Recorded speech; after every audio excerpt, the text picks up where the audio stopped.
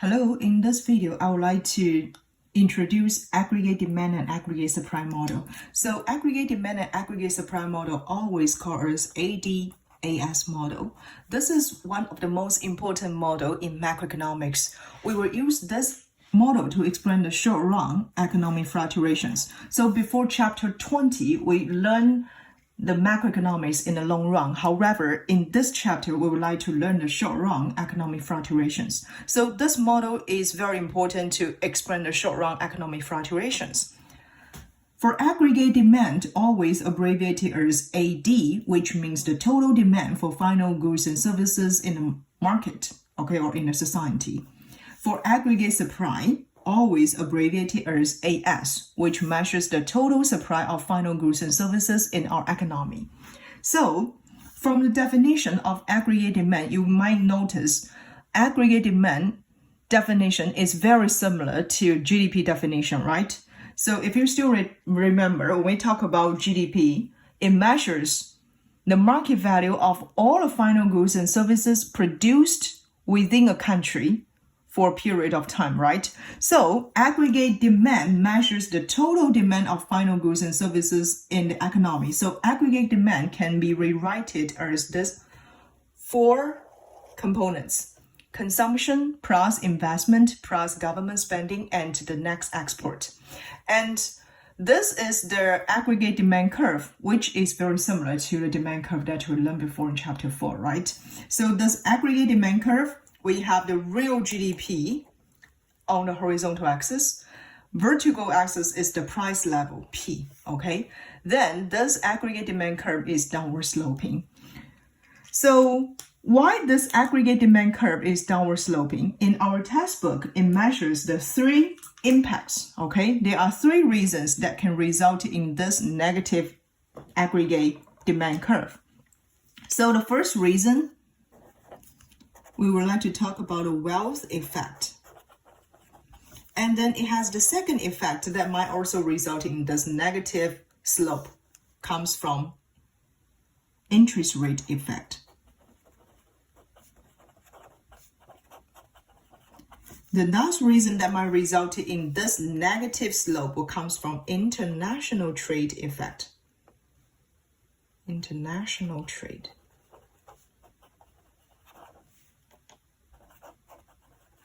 So when we talk about the negative slope of aggregate demand, we assume government spending, okay? G, we assume government spending is fixed. This one can only influenced by policy, not by price, okay? This wealth effect comes from consumption, okay? Interest rate effect comes from investment, and international trade effect comes from net export. I would like to explain those three effects one by one in details. So the wealth effect, it measures the change in purchasing power.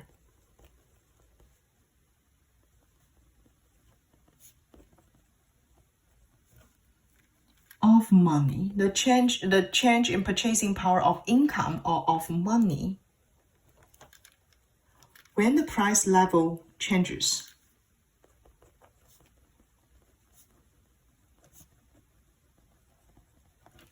So let's talk about one example, okay? Let's talk about one example.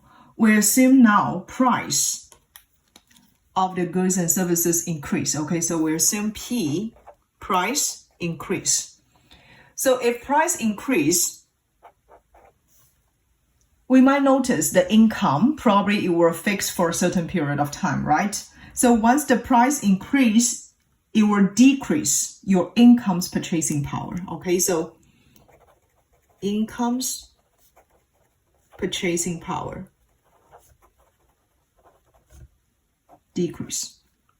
Income's purchasing power measures how many goods and services that you can buy based on your income, okay? So income's purchasing power decrease, and which will also reduce, then you will reduce your spending, right?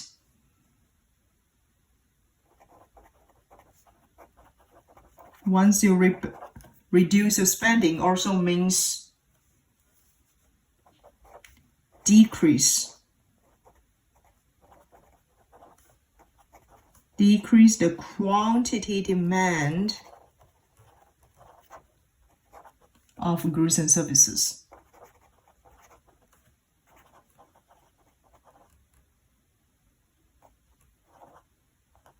So you can notice price increase. I'll just write down the relationship here, okay? Price increase. But the quantity demand, price increase, resulted in the quantity demand of goods and services decrease, right? So, which means now the price and real GDP, because real GDP will measure the quantity demand of goods and services, right? So price increase, the quantity demand of goods and services decrease. They are negatively related. So this is one reason comes from consumption that can help us to explain why this aggregate demand curve is downward sloping. Then let's talk about interest rate effect. So interest rate effect means the change in price level will lead to a change in interest rate.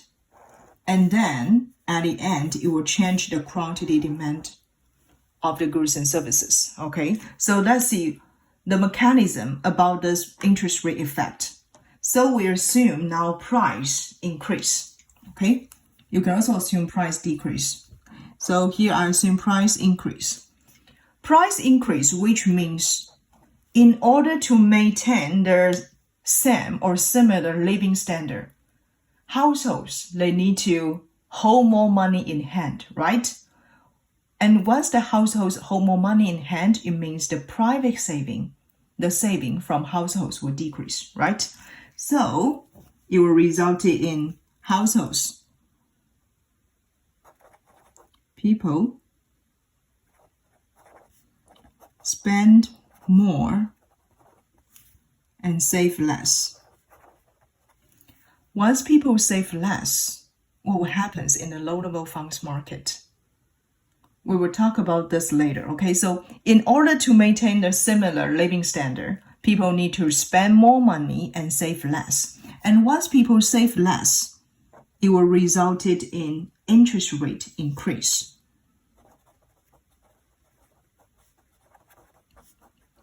And if the interest rate increase, which means the borrower cost increase, right? So firms and corporations, they will reduce their investment.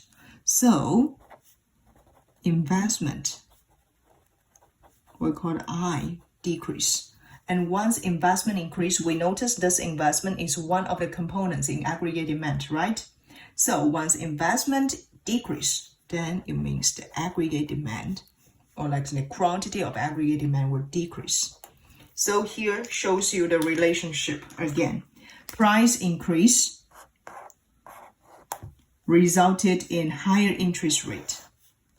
And higher interest rate finally will also reduce the aggregate demand. So they are negatively related, right? These price and aggregate demand, they are negatively related. So interest rate effect is another reason that will result in negative aggregate demand curve. Okay, so I would like to explain more about why the price level will affect the interest rate. So I would like to draw you a graph. This is the market for loanable funds. Okay, so we have the loanable funds quantity. I put QL represents for loanable funds, okay, loanable funds market. We have the interest rate here on the vertical axis, okay. This is our demand for loanable funds, and this is our supply for loanable funds. However, as the price increase, consumers save less, spend more, which means the private saving will decrease, right? And private saving decrease, which will shift the saving curve to the left-hand side. It shifts this supply curve of the loanable funds to the left-hand side, which will result in a new equilibrium point. Okay, so you can notice our original equilibrium interest rate is at this point.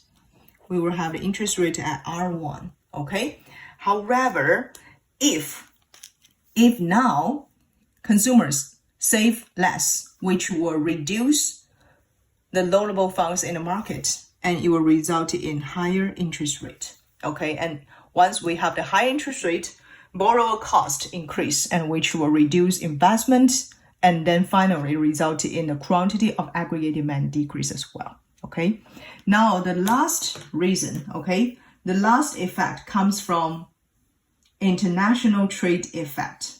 Okay, so the last effect, international trade. So international trade effect actually will affect net export, right? It means a change. So this one means a change in the domestic, because now we need to talk about international market and domestic market. Okay, so a change in domestic price level leads to an inverse change in the quantity demand of aggregate demand. Okay, in the quantity demand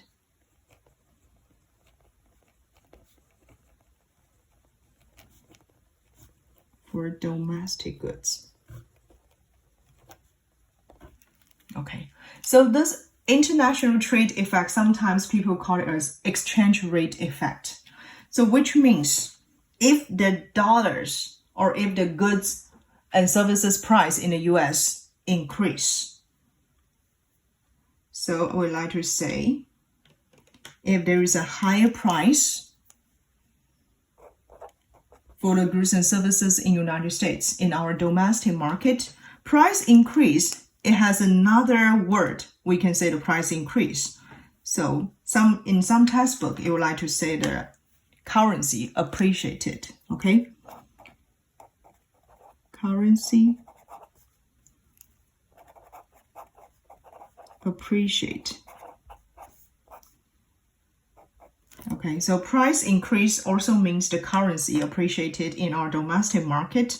So if the price increase, which means now the US goods and services become, the price is higher, right? So it will reduce exports, okay? Reduce exports. However, currency appreciated or the goods and services in the United States price become higher, which means the foreign goods and services, the price are cheaper, right? So if they are cheaper, then it will also encourage import.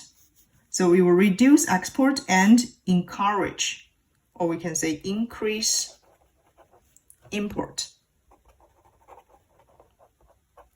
Do you still remember how we compute net export?